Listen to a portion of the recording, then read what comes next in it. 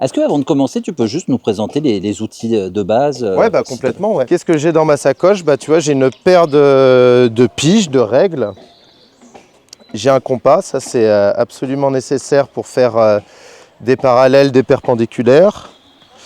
J'ai un crayon de charpentier. Ça c'est une petite craie qui nous permet de marquer sur les pièces, donc leur nom comme ça. Et c'est fait dans l'atelier des couleurs, c'est juste de l'ocre rouge avec de la cire d'abeille et dans du sureau, tu vois la plante là, qui fait office d'étui. Donc ça on l'utilise beaucoup parce que tu vois il y a un marquage sur les bouts pour donner le nom de la pièce ou pour donner sa section en pouces du coup, parce que je ne sais pas si tu as remarqué, mais la règle, on n'est pas en centimètres au Moyen-Âge. Au Moyen-Âge, on utilise le pouce, qui est du coup l'épaisseur ici entre l'articulation de la première phalange et la deuxième. Et du coup, un pouce, la règle, elle est faite par le maître d'œuvre de Guédelon. Avant de faire la première construction du château, on construit une règle.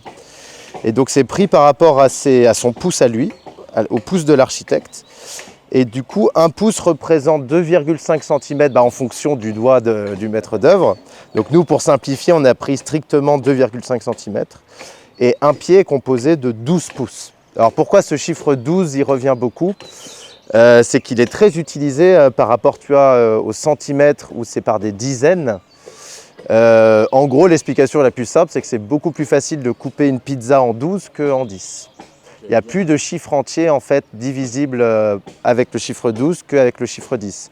10, tu le divises pour avoir des chiffres entiers que par 2, par 5 ou par 10. Alors que le 12, c'est 3, 4, 6 et 12. Donc ça donne plus de possibilités de faire des rapports et du coup des rapports géométriques parce que la charpente, c'est que de la géométrie. Et du coup, comme c'est de la géométrie, on a besoin aussi de l'outil indispensable pour la charpente, c'est un fil à plomb. C'est tout simplement un plomb tendu avec un fil. Et nous, en charpente, il a une petite particularité, c'est que le plomb, il est percé. Donc tu vois, ça ressemble à ça. Là, tu as le petit poinçon du château. Et du coup, il est percé comme ça. Pour quelle raison? Parce que nous, on doit voir derrière l'épure. L'épure, c'est le plan qu'on fabrique au sol. Et du coup, c'est des lignes qui se croisent entre elles et on doit remonter des points de croisement pour remonter, si tu veux, la 2D qu'on fait au sol sur la 3D, sur les pièces de charpente qu'on est en train d'équarrir. Donc là, on fabrique un pont en ce moment. Et ce fil à plomb, il nous permet de faire beaucoup de choses. Il nous permet d'avoir des références pour faire un aplomb. Et il nous permet aussi de remonter ces plans de coupe du sol sur les pièces de charpente. Donc je ne sais pas si tu connais celui des maçons, j'imagine que oui. Celui des maçons, il est plein, parce qu'eux, ils ne regardent pas un plan par-dessous. Et ils ont une petite pièce carrée par-dessus, qu'ils alignent sur l'arase du mur. Et en fait, du coup, ils regardent la différence entre le chat, c'est le nom... J'allais dire, c'est un nom d'animal à chaque fois quand c'est... il y a beaucoup de noms d'animaux, surtout en charpente. Donc en gros, les outils avec ça, avec un compas, 2 règles, un fil à plomb, un crayon et aussi des coins. Ça, les coins, c'est pour fendre les pièces. Avec ça, tu peux faire tout le travail de charpente. Bon, il me manque un peu les haches, mais ça, je vais te les présenter juste derrière. Mais ça, on va dire que c'est pour tout le travail de géométrie sur l'épure. On a absolument besoin de ces outils-là. Donc, pour équarrir une pièce comme ça, il faut compter à la main plutôt 2 jours. D'accord. À combien? À une seule personne, ça se fait toujours à une seule personne. Okay. Et pour équarrir une pièce plus petite, c'est plutôt de l'ordre d'une journée.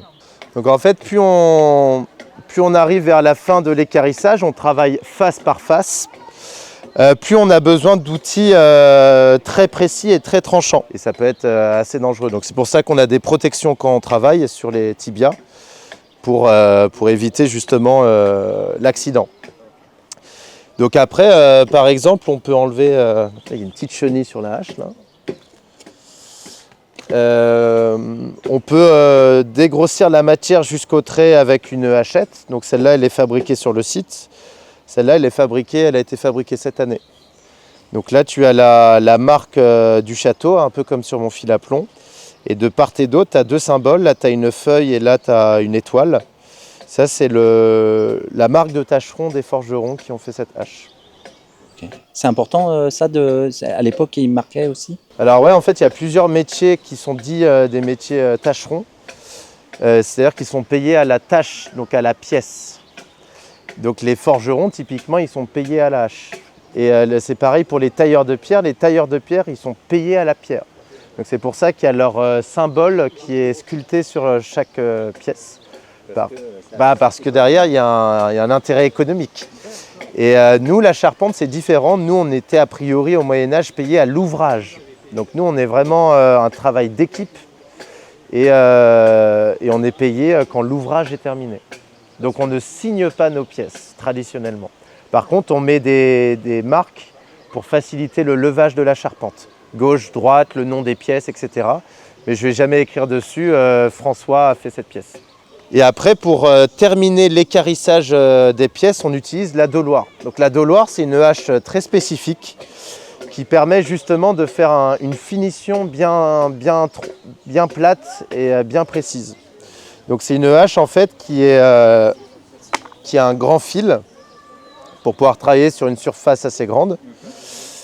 Elle a un des deux côtés plat. Donc là, tu vois, il n'y a pas de tranchant sur cette partie-là. Le tranchant, il est que ici, comme un ciseau à bois, par exemple. Et après, le manche de la hache, il est déporté. Donc celle-là, elle tourne à droite. Et en fait, pourquoi elle tourne à droite? C'est qu'on travaille très très proche de l'arête de la face.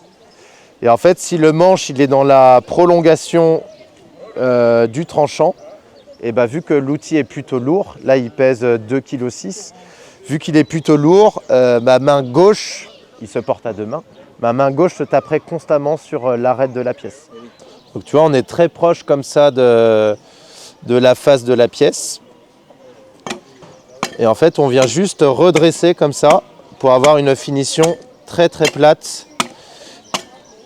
Donc on suit en fait la face de la pièce sans la creuser.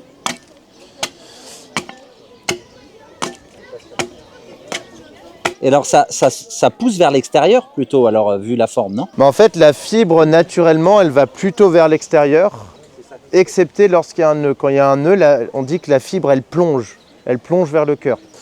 Donc quand tu as un nœud, par exemple ici, il y en avait un, il y a un proverbe quand on équarrit qui dit qu'on ne doit jamais tourner le dos à un nœud. C'est-à-dire qu'en fait, si tu veux, la fibre du bois, quand elle arrive près du nœud, elle plonge vers l'intérieur. Donc du coup, au lieu d'aller vers l'extérieur comme ça, elle plonge vers l'intérieur. Donc il vaut mieux équarrir en avançant là. Je ne sais pas si tu vois ce que je veux dire. L'équarrissage, on travaille en reculant parce qu'en fait, on se sert d'un plan de dégauchissement pour savoir si on a trop de matière ou non. Et en fait, le principe, c'est d'aligner la verticale qu'on a fait au fil à plomb ici et de l'aligner avec la droite qui est par-dessus. Quand on aligne deux droites ensemble, ça forme un plan. Et en fait, avec l'œil directeur, c'est-à-dire l'œil du tir à l'arc, on aligne cette droite verticale avec le plan du dessus. Et du coup, en regardant à l'aplomb, on sait la matière qu'il y a en trop. Parce qu'on n'a pas la ligne pour le dessous. Donc ça se fait à l'œil, mais avec un tracé. Donc nous, on préfère dire que ça se fait au tracé géométrique. Donc c'est pour ça qu'on travaille en reculant. Mais pour un nœud, on est obligé d'avancer. Vu que la fibre, elle plonge, dans ce sens-là, en avançant, du coup, on va dans le bon sens pour équarrir la pièce. Et donc là, l'équarrissage, voilà, il se fait comme ça, finition à la doloire. Et une fois qu'on a fabriqué la poutre, après, elle peut aller dans l'atelier pour fabriquer une charpente sur l'épure.